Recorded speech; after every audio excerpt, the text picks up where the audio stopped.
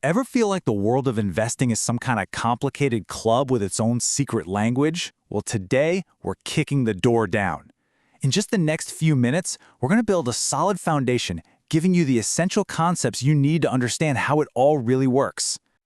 But, before we dive into all the jargon, stocks, bonds, portfolios, let's start with the most important person in this whole equation, you. Because honestly, understanding why you should even care about investing is the first and I'd say the most critical step. At its core, investing is really just a tool that helps answer this one big question. It's not about some get-rich-quick scheme, it's about having a real strategy to improve your financial well-being over time. It's about building a more secure future, whatever that happens to look like for you.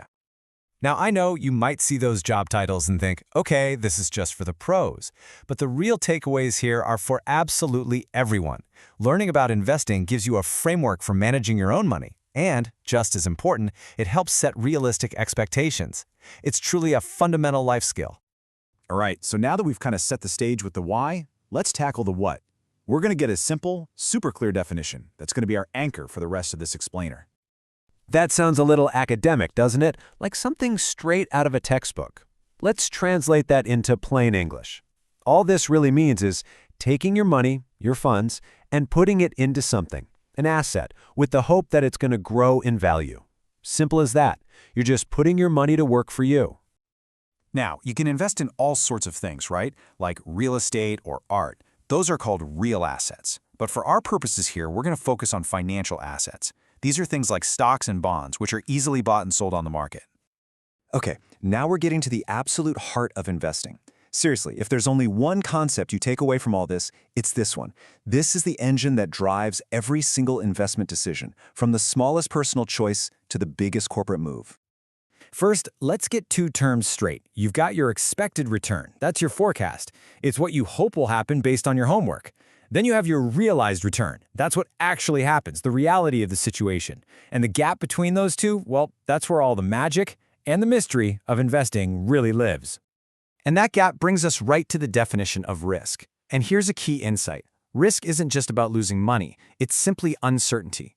It's the chance that the outcome is going to be different from what you planned, and that could be for better or for worse. For instance, a stock might surprise everyone and do way better than expected. That awesome outcome is also a result of taking a risk. So here's the crucial point, the golden rule. There is no free lunch in investing. If you want the chance to earn higher returns, you absolutely must be willing to take on more uncertainty, more risk. The market is essentially paying you for being willing to stomach that greater possibility of a different outcome. And we can see this relationship so clearly across different types of assets. At one end, you have stuff that's basically risk-free, think government bonds, and no surprise, they offer pretty low returns.